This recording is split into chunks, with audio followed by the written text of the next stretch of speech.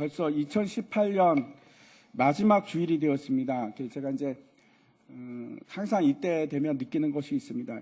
경험하는 것이 2018이라는 숫자가 그렇게 이제야 익숙해져서 자유롭게 쓸 수 있게 됐는데 또다시 이제 숫자가 바뀌어서 2019 생소한 숫자를 또 경험하고 또 익숙해져야 되는 그런 때가 됐습니다.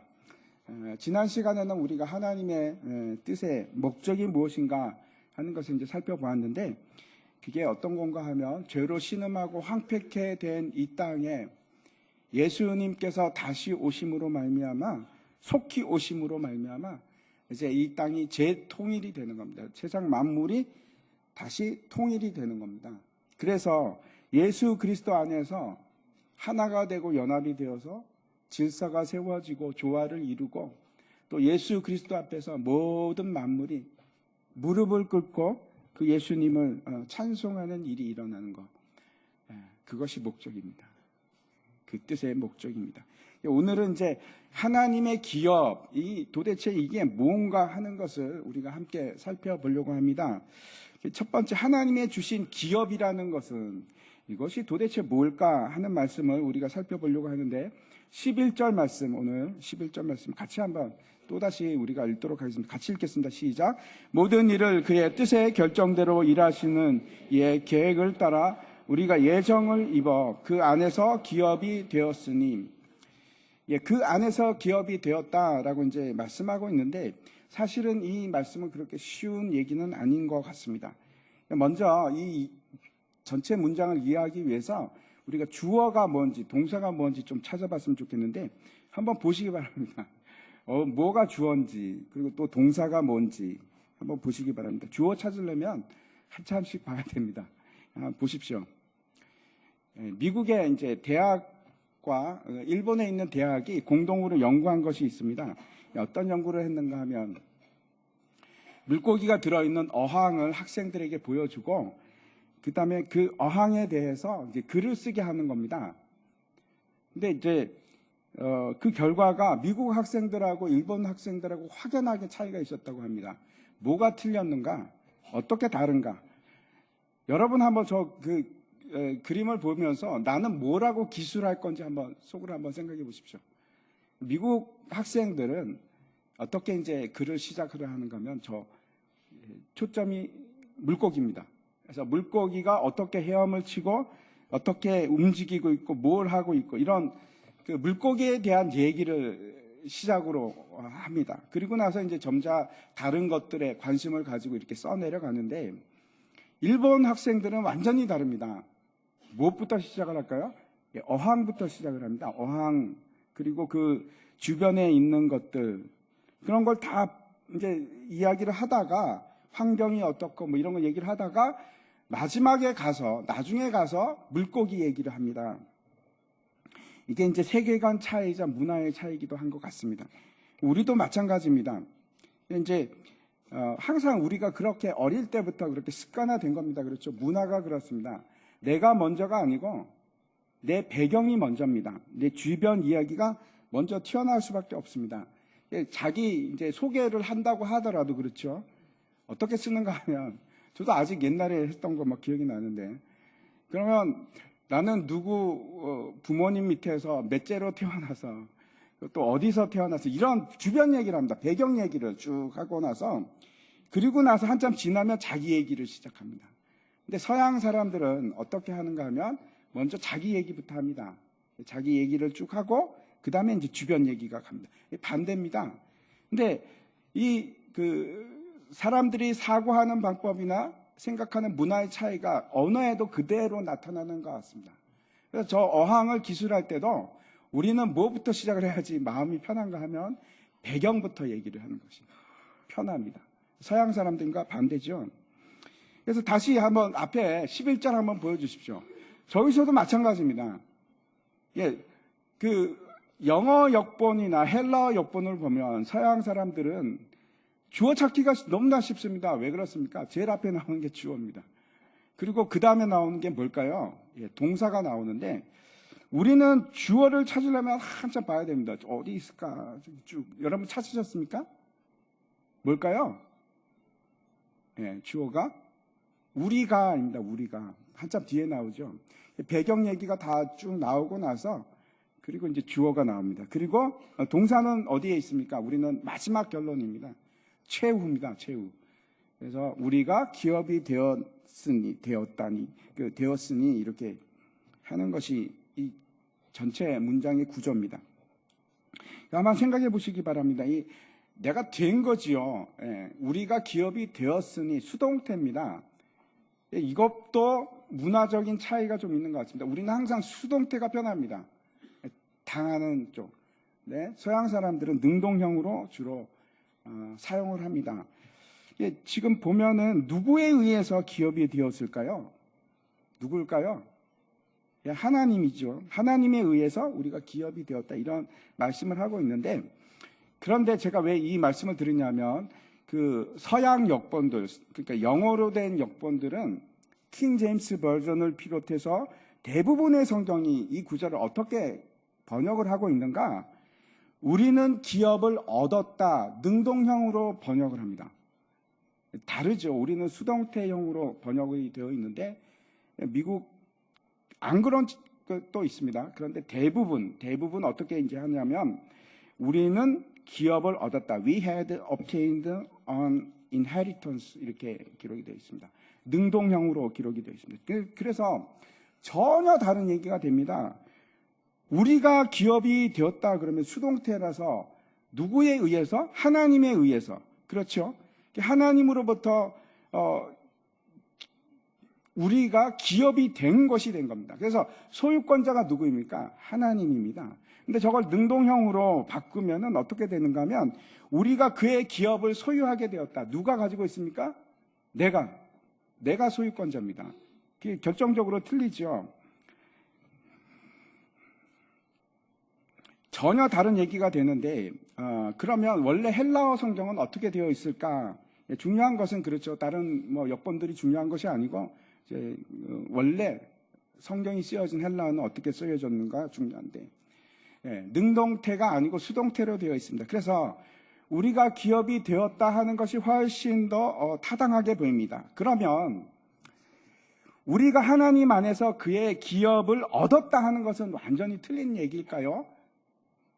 아닙니다. 또 그렇게 말할 수가 없는 것이 창세기에 보면 하나님께서 아브라함에게 주신 약속들이 있는데 여러분 기억나시죠? 기억하시는 분들도 계실 겁니다. 3가지 약속을 주셨습니다. 근데 하나님께서 이 3가지 약속을 주시는데 한 번에 다 주신 것이 아니고 시간차로 하나씩 이렇게 주십니다. 한번 보도록 하겠습니다. 첫 번째 약속이 창세기 12장에 나타나는데 12장 2절입니다. 내가 거기서부터 같이 읽겠습니다. 시작. 내가 너로 큰 민족을 이루고 내게 복을 주어 내 이름을 창대하게 하리니 너는 복이 될지라. 이것이 아브라함이 하나님으로부터 받은 첫 번째 약속입니다. 어떻게 되어 있습니까? 큰 민족을 이루고 내가 너의 이름을 창대케 한다는 것은 이름이 널리 알려지게 할 것이다 하는 뜻이고, 그렇죠. 요즘에 아브라함이 누군지 모르는 사람은 없을 것 같습니다. 그리고 또 한 가지 뭡니까? 너는 복이 될 것이다. 이것이 이제 첫 번째 약속인데 이때는 여러분 아브라함이 아직 가나안에 도착하기 훨씬 이전에 하나님께서 주신 약속입니다. 두 번째 가나안 땅에 왔을 때 받은 약속이 있습니다. 그게 이제 13장에 나와 있는데 제가 한번 읽어보겠습니다. 15절에 보면 이렇게 되어 있습니다. 보이는 땅을 내가 너와 내 자손에게 주리니 영원히 이르리라. 두 번째는 어떤 약속을 주셨습니까? 땅을 주시는데 영원히 주시겠다 하는 약속을 하셨습니다. 이게 두 번째입니다.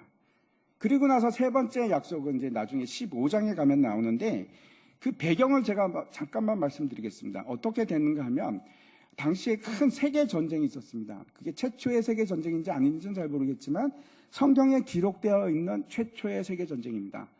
메소포타미아에 있던 연합국들이 전쟁을 일으켜서 어디로 왔는가 하면 쳐들어왔는가 하면 사해 나라들에게, 그래서 사해 연방하고 메소포타미아 연방국이 서로 싸움을 합니다. 근데 거기에 아브라함이 휘말려 들어가서 전쟁을 하게 되는데 아주 작은 인원을 가지고 대승을 거둡니다. 그 메소포타미아 군대를 막 쫓아갈 정도로. 그리고 돌아와서 심지어는 어떻게 하는가 하면 아브라함이 그 전리품을 하나도 취하지 않습니다. 기억나시죠? 그런데 그리고 나서 불안한 마음과 두려운 마음이 아브라함이 들기 시작하는 겁니다. 어쩌지? 내가 그 싸워서 이기긴 했는데 우리는 소수고 다시 쳐들어오면 내가 어떡하지? 그 걱정이 왜 안 들겠습니까? 그 막 근심 걱정이 막 되고, 그리고 나서 또 어떤 걱정이 나면 아들이 없습니다. 아들을 낳을 수가 없는 겁니다.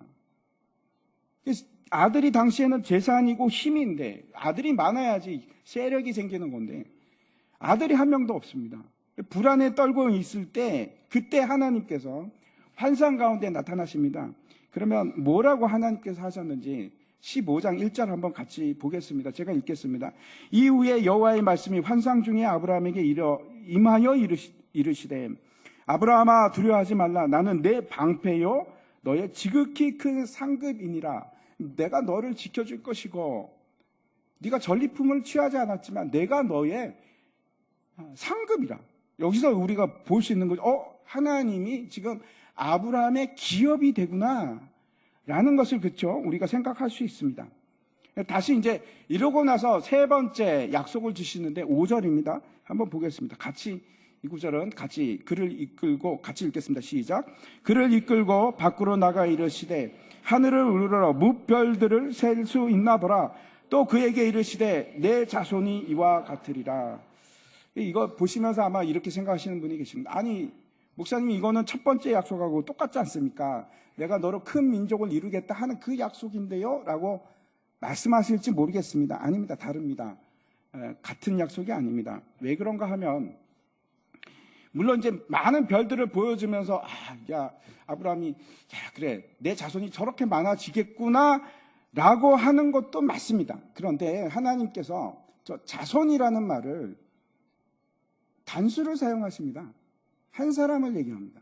그래서 지금 저 복은, 저 약속은 내가 너에게 많은 그 자손들을 허락하리라 하는데 관점이 있는 것이 아니고 저 한 사람, 저 자손 한 사람에게 관점이 있습니다. 이걸 이제 갈라디아서에서 3장 16절에서 말씀하고 있는데 이렇게 얘기합니다. 이 약속들은 아브라함과 그 자손에게 말씀하신 것인데 아브라함뿐만 아니고 그 자손들 모두에게 말씀하신 건데 여럿을 가리켜 그 자손들이라 하지 아니하시고 오직 한 사람을 가리켜 내 자손이라 하셨으니 누굽니까? 곧 그리스도라. 세 번째 약속은 어떤 약속입니까? 하나님께서 내가 너에게 그리스도를 주리라 하는 약속입니다. 제가 이제 다시 정리해서 말씀드리면 하나님께서 아브라함에게 복의 약속을 세 가지로 주셨습니다. 첫 번째 기억하십니까? 큰 민족을 이루라. 많은 자손들을 주겠다. 두 번째는 내가 너에게 땅을 주겠다. 세 번째는 내가 너에게 구원자 예수 그리스도를 주어서 너를 복이 되게 하겠다. 이 세 가지 약속을 주신 겁니다. 기억하십시오. 이 복은 아브라함에게만 주신 것이 아니고 모든 아브라함과 그의 모든 자손들에게 주었습니다. 저는 아브라함의 자손이 아니고 저는 김의 김씨인데 이거 아닙니다. 그게 아니고 영적인 자손을 얘기하는 겁니다. 영적인 자손. 모든 아브라함의 영적인 자손들이 받는 축복이자 약속이자 하나님의 기업입니다. 자, 한번 보겠습니다. 첫 번째, 많은 자손들을 주시겠다라고 했는데 이 자손이 누굴까요? 여러분 많은 자손을 받으셨습니까? 자녀분들 몇 분이나 두셨습니까? 그 얘기를 하는 걸까요? 아니겠죠. 이 자손은 누구를 말하는 겁니까? 교회입니다. 교회 그러면 여러분들 중에 건물을 생각하실 분이 계실지 모르겠는데 교회는 건물이 아닙니다. 교회는 하나님의 백성들, 하나님을 섬기는 자들의 모임을 교회라고 합니다. 그 교회를 주셨고, 그렇죠. 우리에게 주셨습니다. 다른 사람이 아니고 우리에게 주셨습니다. 우리에게 교회를 주셨고, 두 번째, 땅을 주시겠다. 여러분 땅 많이 받으셨습니까? 다 은행 것입니까? 여러분께 아니고. 요즘에는 다 은행 거라고 그러시더라고요. 저는 아쉽게도 그 은행 것도 없습니다. 근데 하나님께서 약속을 하셨습니다. 땅을 주시겠다고. 저 땅이 뭘까요? 마태복음 5장에서 예수님께서 그 팔복을 말씀하실 때 땅 얘기를 하셨습니다. 한번 보겠습니다. 5장 5절인데 같이 읽겠습니다.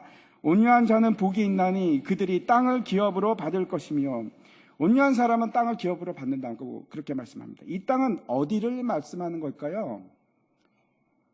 예? 어딜까요? 강남입니까? 예, 이 땅은 천국입니다. 이 팔복이 쭉 첫 번째, 심령이 가난한 자는 복이 있나니 천국이 저희 것이며 라고 말씀하시면서 그 복이 있는 자들에게 주어지는 모든 보상은 첫 번째부터 마지막 때까지 모두가 천국입니다. 천국.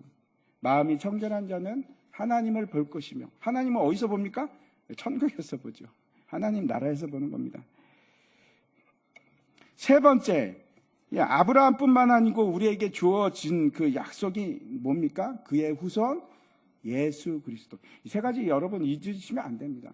절대로 잊지 마십시오. 하나님께서 약속하셨는데 맹세하신 겁니다. 뭘로 맹세하셨습니까? 예수 그리스도의 피로 맹세하신 겁니다. 세 가지. 우리에게 교회를 주시고, 우리에게 천국을 주시고, 그리고 우리에게 예수 그리스도를 주신다는 약속을 하셨고, 그 약속을 지키셨습니다. 그런데 두 번째가 그렇죠. 천국이라고 말씀을 드렸는데, 이 천국은 도대체 어디에 있습니까? 어디입니까? 우리가 죽어서 가는 곳입니까? 예, 그것도 천국이 맞습니다. 근데 그것만 천국이라고 하지 않습니다. 다시 한번 여러분 세 가지, 하나님께서 아브라함에게 주신 세 가지를 기억해 보십시오. 첫 번째, 하나님의 백성. 두 번째, 하나님의 통치가 이루어지는 모든 영역. 그리고 세 번째, 그곳에 누가 있어야 됩니까? 예수 그리스도, 왕 대신 예수 그리스도가 있으면 저 세 개가 모여서 하나님 나라가 되는 거예요. 저게 하나님 나라입니다. 그래서 하나님 나라는 내 마음속에 하나님 예수 그리스도께서 계시고, 내가 그 예수 그리스도께 복종하고 통치를 받고 있고, 그러면 내 마음은 뭐가 되는 겁니까? 천국이 되는 겁니다. 그래서 우리가 죽어서만 천국을 누리는 것이 아니고 이 땅에서 하나님의 천국을 누리면서 살아갈 수가 있습니다. 잘 안 믿기십니까? 틀림없이 하나님께서 약속하신 겁니다. 마가복음에 이런 말씀이 있습니다. 10장 말씀인데 29절과 30절 제가 읽겠습니다. 예수께서 이르시되 내가 진실로 너에게 이르노니 나와 복음을 위하여 집이나 형제나 자매나 어머니나 아버지나 자식이나 전토를 벌인 자는 현세에 있어서, 언제입니까? 현세에 있어서, 내세의 반대말입니다. 그렇죠? 현세에 있어서 집과 형제와 자매와 어머니와 자식과 전토를 100배나 받되, 몇 배를 받습니까? 100배를 받는다고 얘기합니다. 박해를 겸하여 받고, 이건 좀 걸리죠, 마음에. 박해를 겸하여 받고, 그래도 또 좋아집니다. 내세의 영생을 받지 못할 자가 없느니라. 이 말씀을 언제 하셨는가 하면, 어떤 부자 청년이 예수님 앞에 찾아왔습니다. 선생님이요, 내가 어찌하여 영생을 얻을 수 있겠나이까? 이렇게 묻자 예수님께서 뭐라고 하냐면, 네가 가지고 있는 모든 것을 다 팔아서, 부자 청년에게, 그리고 다 가난한 자들에게 나누어주고, 그리고 나를 따르라, 이렇게 얘기했더니 그 부자 청년이 한숨을 쉬면서 근심하면서 돌아갑니다. 그러자 이제 베드로가, 나서기 좋아하는 베드로가 딱 나서서 뭐라고 합니까? 주님, 우리는 다 팔고 주님을 쫓았습니다. 이렇게 얘기합니다. 그랬더니 그때 예수님께서 하신 말씀이 이겁니다. 그래, 이 땅에서 집과 형제와 자매와 어머니와 자식들 뿐만 아니고 전토를 다 버리고 나를 쫓은 사람은 이 땅에서 몇 배? 100배. 100배를 받고, 어머니가 100명이 있으면 어떻게 될까요? 전토를, 그거는 별로 안 좋으십니까? 네. 전토는 좋으시죠. 전토도 100배로 받는다. 이렇게 말씀을 하십니다. 누가 그렇게 받습니까? 예수 그리스도를 위해서 모든 것을 다 버린 자들.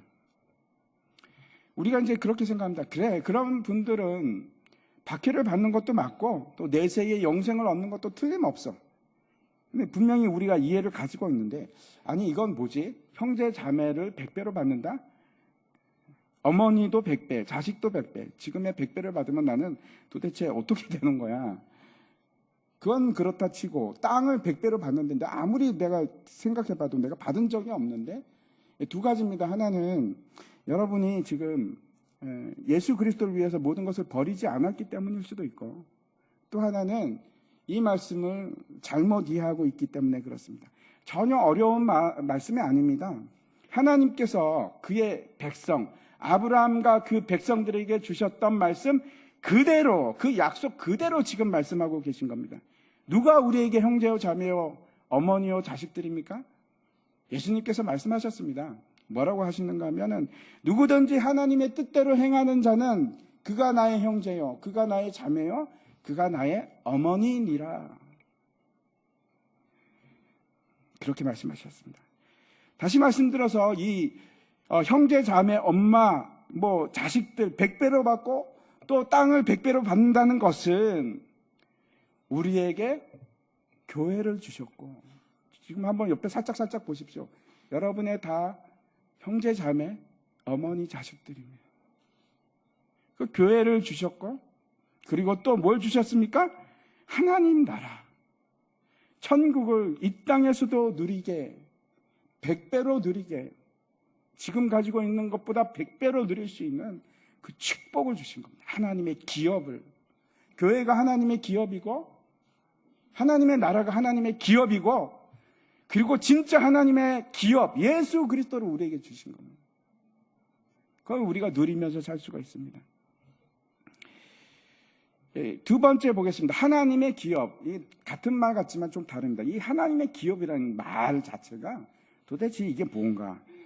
다시 12절 말씀 우리가 다시 한번 잊지 않게 한번 읽겠습니다. 같이 읽겠습니다. 시작. 모든 일을 그의 뜻의 결정대로 일하시는 이의 계획을 따라 우리가 예정을 입어 그 안에서 기업이 되었으니, 기업이 되었다 이렇게 얘기하는데, 기업이라는 말 자체가 우리가 요즘에 자주 쓰는 그런 말은 아닙니다. 그렇죠? 이 기업은 대기업, 중소기업 할 때 그 기업하고는 좀 다릅니다. 글자가 다릅니다. 한자를 쓸 때 기업이라고 하면은 발할 기자를 쓰는데, 여기서는 발할 기자가 아니고 터 기자를 씁니다. 터 기자를 써서 제가 이제 국어 사전을 한번 찾아봤더니 이렇게 되어 있습니다. 뜻이 기초가 되는 사업 또는 대대로 물려 내려오는 재산과 사업, 이렇게 되어 있습니다. 아주 흡사한 단어이긴 한데, 그렇지만 우리가 오늘 보고 있는 에베소서 11장 11절에 나오는 기업이라는 단어하고 정확하게 일치하는 그런 단어는 아닙니다. 그 성경에 나오는 이 기업이라는 단어는 여러분 단 한 곳, 여기만 나오는 단어입니다. 그런데 이게 도대체 무슨 뜻일까요? 헬라어로는 좀 더 깊은 의미를 가지고 있는데, 어떤 뜻인가 하면 대표적인 뜻이 두 가지입니다. 하나는 제비를 뽑았다 하는 뜻이고, 또 하나는 상속자, 그런 뜻입니다. 아니 이게 도대체 무슨 말인가? 제비를 뽑은 거하고 상속자하고 여러분 관계가 있습니까? 매치가 되십니까? 머릿속에서 이거 복잡해. 제비를 뽑는 거하고 상속자하고 도대체 무슨 상관인가?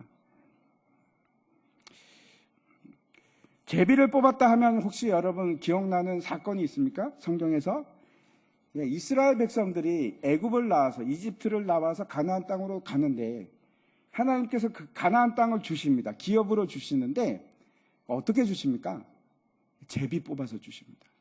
힘센 사람 이렇게 줄 세워서 주는 것도 아니고, 아니면 얼마나 기여를 했는가, 정복 전쟁에 얼마나 기여도가 높은가에 따라서 순차적으로 주는 것도 아니고, 아니면 잘생겼거나 소속이 좋아서 이런 거 하고 전혀 상관없이 제비를 뽑습니다.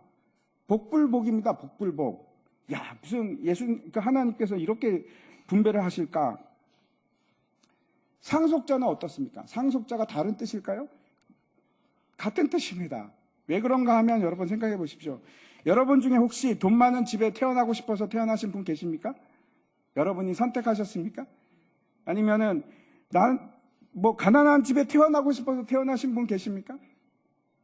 그런 분 안 계실 겁니다. 그럴 리가 없습니다. 그럴 수가 없습니다. 부잣집에서 태어나고 싶어서 태어난 것도 아니고 가난한 집에 태어나고 싶어서 태어난 사람도 아무도 없습니다. 다시 말씀드려서 상속자, 이 기업이라는 말 속에는 어떤 의미가 있는가 하면 제비를 뽑는 겁니다. 무슨 말입니까? 나의 능력이나 나의 재능이나 나의 노력 같은 거는 아예 요만큼도 들어갈 자리가 없는 거. 그게 기업입니다.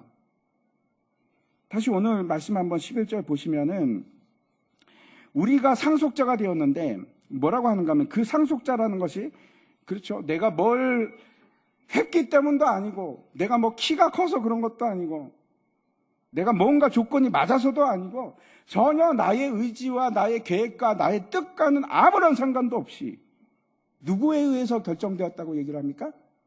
하나님.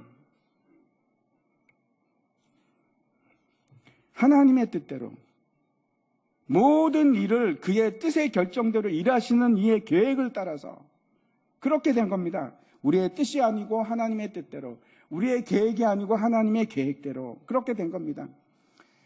하나님께서 아브라함에게 땅을 주시고 가나안 땅을 주셨고 또 이스라엘에게 야곱이죠. 이스라엘 백성들에게 그 가나안 땅을 기업으로 주셨는데 아브라함이 뭐 믿음이 좋아서 주셨다고 생각하십니까? 아니요. 아브라함이 그 약속을 받은 거는 믿음하고 전혀 상관이 없을 때 그 약속을 받았습니다. 그래도 아브라함이 그걸 되게 간절히 원했겠지. 아브라함이 가나안 땅을 간절히 원해서 받았습니까? 여러분이 천국을 간절히 원하면 받을 수 있습니까? 못 받습니다. 그런 식으로 받지는 못합니다. 아브라함이 그 믿음이 좋기 훨씬 이전에 하나님께서 약속하고 맹세하셨고 그래서 주신 겁니다. 사실은 이것이 우리를 불편하게 만듭니다. 아니 하나님이 그래 다 알아서 계획을 세우고 하나님께서 그렇게 예정하고 그렇게 뭐 결정하셨다는 거야? 그럼 나는 뭐야? 내가 뭘 할 수 있지? 없습니다. 여러분이 할 수 있는 거 아무것도 없습니다. 불편하십니까? 굉장히 불편하십니까? 아니겠지. 뭔가 내가 할 것이 그래도 뭔가 조금이라도 있겠지. 그래서 내가 할 수 있는 것이 없습니다. 왜? 하나님께서 이 일을 정하신 것은 창세 전에, 내가 태어나기 전에, 내가 어떠한 간섭도 할 수 있는 상태가 아닐 때, 그때 하나님께서 정하셨습니다. 어떻게 하시겠습니까? 그게 기업입니다. 그게 기업입니다. 그게 기업의 의미입니다. 그냥 내가 태어나서 보니까 하나님의 상속자가 되어 있는 겁니다. 신명기 말씀 한번 보도록 하겠습니다. 32장 9절 말씀인데 여호와의 분깃은 자기 백성이라 야곱은 그의 택하신 기업이로다. 야곱이 바로 이스라엘이죠. 또 시편에서 이렇게 말씀합니다. 여호와의 계획은 영원히 서고 그의 생각은 대대에 이르리로다. 여호와를 자기 하나님으로 삼은 나라 곧 하나님의 기업으로 선택된 백성은 복이 있도다. 하나님께서 뭐라고 하시는가 하면 야곱을 그의 기업이라고 부르시고 또 하나님이 그의 백성, 우리들이죠. 교회로 부르신 우리들. 그걸 기업이라고 합니다. 그래서 그 상속자는 복이 있다. 이렇게 말씀하고 있습니다. 이게 무슨 얘기인가 하면 수고의 대가나 노력의 대가, 뭐 이런 걸로 조건이나 이런 걸 맞아서 내가 상속자가 됐다면 그렇죠. 뭐 떳떳합니다. 마땅히 받아야 될 것을 받았으니까. 근데 그런 게 아닙니다. 그런 게 아니고 그냥 태어나니까 받은 겁니다. 새해가 되면은 여러분은 어떤 걸 제일 먼저 시작하시려고 합니까? 사람들이 늘 하는 것이 있습니다. 새해가 되면은 계획을 세웁니다. 작심삼일일지언정 계획을 세웁니다. 그리고 또 어떤 일을 합니까? 소망을 가집니다. 그래, 금년에는 이런 게 있었으면 좋겠다. 여러분도 그러시죠? 계획도 세우시고.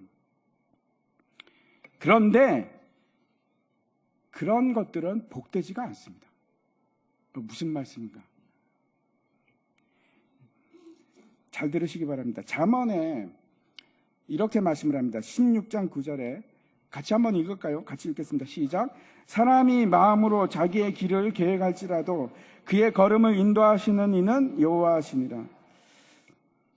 내가 어떤 계획을 세우고 내가 뭔가 일을 이루어가고 그것을 이루기 위해서 애를 쓰고 힘쓰고 좋지 않습니까? 좋은 일 같지 않습니까? 야, 그 참 복 있는 사람이네 라고 생각이 되지 않습니까? 근데 이 잠언 말씀은 어떤 말인가 하면, 아무리 사람이 자기가 해보려고 계획을 세우고 애를 쓰고 노력을 한다고 할지라도 그거는 아무런 의미가 없고, 진짜 그 행함과 일어나는 일들은 누구에 의해서 그것이 주관이 되고 누구에 의해서 그 발걸음이 옮겨집니까? 하나님, 나하고는 상관이 없습니다. 잘 생각해 보시기 바랍니다. 오해하지 말고 들으시기 바랍니다. 제가 어쩌면 여러분에게 역설적인 얘기를 하고 있는지도 모르겠습니다. 세상 사람들을 두 가지로 나눈다고 한다면 복이 있는 사람이 있고 박복한 사람, 복이 없는 사람들이 있습니다. 이 말은, 이 복이라는 것은 아쉐르라는 말인데 행복하다 하는 거하고 똑같은 얘기입니다. 한번 생각해 보십시오. 어떤 사람이 여러분 생각에 복된 사람입니까? 내 계획을 세우고 그것을 끊임없이 추진하고 노력하고, 그래서 안 될 때도 있지만 어떤 때는 막 성취하고, 복되지 않습니까, 여러분? 그 복이라고 여러분 생각하지 않습니까? 그렇죠.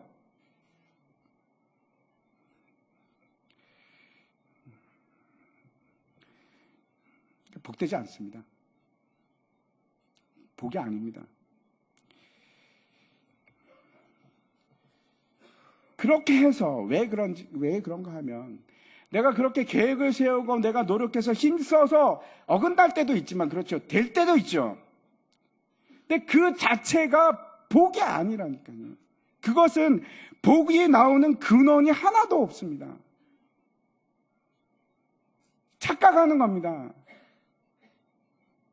거기에는 사람들은 복이 있을 거라고 생각하고 그것이 기대가 되고 흥분이 되고, 야, 내가 그것만 되면 어떻게 좋을 것 같다라고 얘기하지만, 그것을 성취했음에도 불구하고 내가 느끼는 것은 불행합니다. 왜? 그게 복이 아니니까. 복하고는 상관이 없으니까. 그건 하나님의 기업이 아니니까.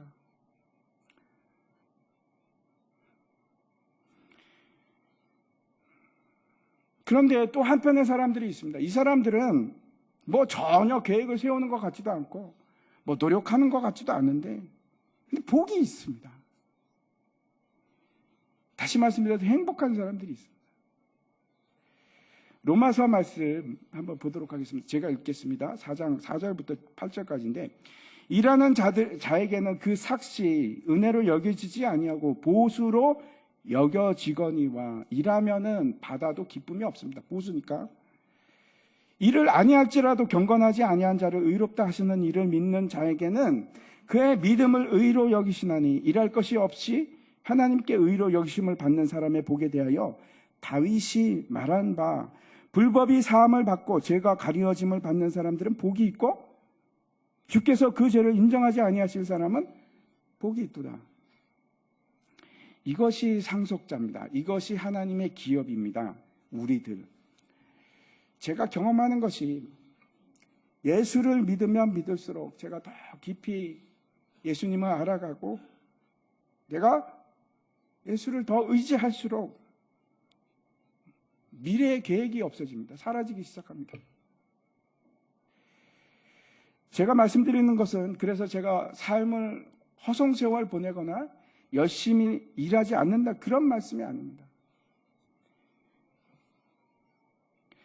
계획을 잡을 수가 없습니다. 그리고 잡을 필요도 없습니다. 왜? 오로지 제가 할 수 있는 것은 그냥 하나님께서 내게 허락하신 그 뜻과 그 계획에 그냥 순종하는 겁니다. 그게 제 계획입니다. 그래서 세상 사람들처럼 미래에 대한 계획이 없습니다. 나는 어디서 살지? 나는 뭘 해서 먹고 살까? 아무런 계획이 없습니다. 왜? 그냥 하나님이 가라 그러는데 가면 되고, 하나님이 하라고 그런 거 하면 되고, 그게 계획이니까. 그런데 그것이 나에게 조금씩 익숙해지면서 제가 점점 시간이 지날수록 느끼는 것이 있습니다. 뭔가 하면, 야, 이게 진짜 복이구나. 내가 이걸 왜 몰랐지? 이게 진짜 복이구나. 시간이 갈수록 그걸 제가 깨닫게 됩니다. 그래서 결국 기업을 상속으로 받는 하나님의 상속자들이 그 상속자들을 통해서 하나님께서 행하시는 것이 뭔가? 하나님의 나라입니다. 너무 이상하지 않습니까? 제가 이제 오늘 말씀을 준비하면서 제가 이제 계속 이게 이렇게 저렇게 막 생각을 하는데 결국 제가 발견한 게 이겁니다. 야, 앞과 뒤가 없습니다. 앞과 뒤가 없습니다. 하나님의 나라가 기업이고 그 기업의 상속자가 우리인데 그 상속자가 하는 일이 다시 하나님의 나라입니다. 연결되어 있습니다. 돌고 돕니다. 그래서 제가 앞에서 그 문장을 수동태로 해야 되는지 능동태로 해야 되는지 제가 말씀을 드렸습니다만 결론이 이겁니다. 상관이 없습니다. 같은 말입니다. 우리는 하나님의 기업이고 하나님께서는 우리에게 하나님의 나라를 상속한 겁니다. 그게 다른 것처럼 보이는데 다르지가 않습니다.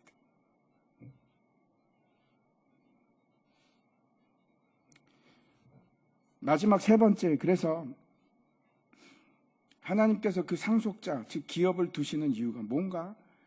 12절 말씀을 한번 같이 읽도록 하겠습니다. 같이 12절 말씀 보도록 하겠습니다. 같이 읽겠습니다. 시작. 이는 우리가 그리스도 안에서 전부터 바라던 그의 영광의 찬송이 되게 하려 하십니다. 우리가 앞에서 봤던 구절입니다. 6절에 보면 똑같은 말씀이 있는데 하나님께서 구원을 이루시는 그 목적이 뭔가? 그 은혜의 영광을 찬송하게 하려 함이라 이렇게 말씀을 하셨는데 똑같은 말씀을 합니다. 왜 우리를 상속자가 되게 하셨고 왜 내가 하나님의 기업이 되었을까? 하나님을 찬송하게 하려고. 그게 시간이 지나면 지날수록 너무나 선명하게 저에게 보여요. 야, 그래. 옛날에는 이상했는데 지금 하나도 이상하지가 않습니다. 그게 우리의 존재 목적이고 그게 우리의 존재 가치고 우리의 모든 것입니다. 그리고 그게 우리의 복입니다. 그건 제가 어떻게 말로 드릴 수가 없습니다. 경험하지 않으면은 그 복이 어떠한 것인지 그것이 얼마나 기쁜 것인지 어떻게 말씀을 드리겠습니까?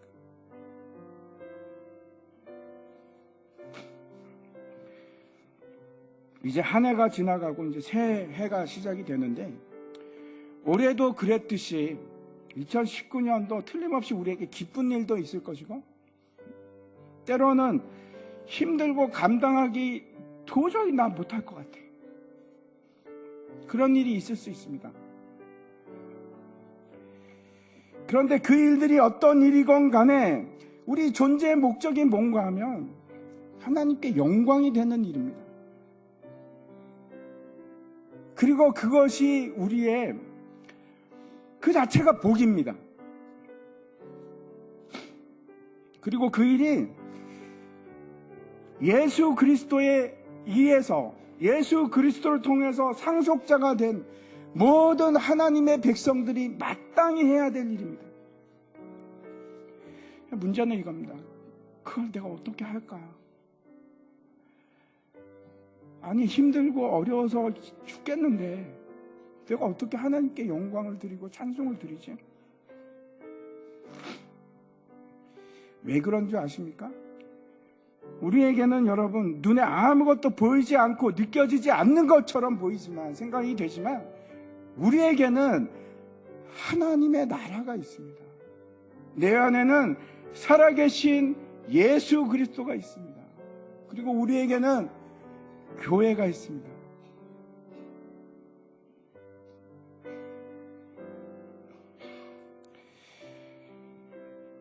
우리는 하나님의 나라를 상속받은 자들입니다, 여러분. 보통 사람들이 아닙니다. 그래서 새해에는 여러분 힘이 없고 지쳐있고 낙심한 채로 살아가지 마십시오. 하루 이틀 3일 괜찮습니다. 3일까지는 제가 봐드리겠습니다. 4일째는 일어나십시오. 4일째는 일어나십시오. 우리는 그런 존재가 아닙니다. 하나님의 나라를 내 속에 가지고 있는 사람들이고 예수 그리스도께서 나의 왕으로 계신 사람. 일시적으로 내가 낭망하고 실망하고 좌절하고 넘어질 수 있습니다. 근데 그럼 복이 안 되는 것 때문에 넘어지지 마시고 또 일어나는 겁니다. 왜? 하나님의 기업을 우리는 받은 사람들이에요.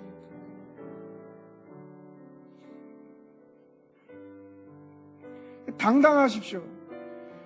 기억하십시오. 내년에는 3일 아파 누워있다가도 4일째가 되면 일어나십시오. 내가 하나님의 자녀입니다. 여러분, 내가 행동하는 게 내 믿음이 됩니다. 믿으시기 바랍니다. 내가 그렇게 하나님의 자녀로 살아가면 진짜 하나님의 자녀의 믿음이 나에게 생기는 겁니다.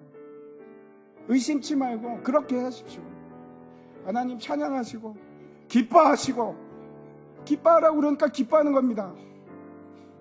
슬픈 가운데서도 하나님의 명령이니까, 왕의 명령이니까 웃으십시오.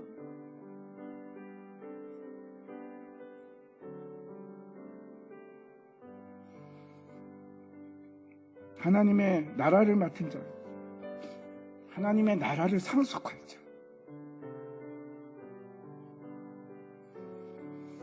그걸 잊지 마시면 여러분 어떤 어려움이 와도 일어날 수 있습니다. 감당할 수 있고 끝내 승리할 수 있습니다. 내 육체에게 맡기지 마시고 내 영에게 맡기십시오. 여러분의 영에게 맡기십시오. 그때 하나님께서 여러분이 하나님의 유산을 받은 그 놀랍고 거룩하고 힘있는 하나님의 자녀임을 증명해 보이실 겁니다. 물러서지 마십시오. 우리는 하나님의 자녀입니다. 여러분, 내년에도 반드시 어려움이 우리에게 있습니다. 하나님께서 하나님의 자녀라고 해서 그 일들을 다 패스해 주신 거 아닙니다. 그 일을 통해서 우리는 진짜 하나님의 자녀로 만들어지는 사람들입니다.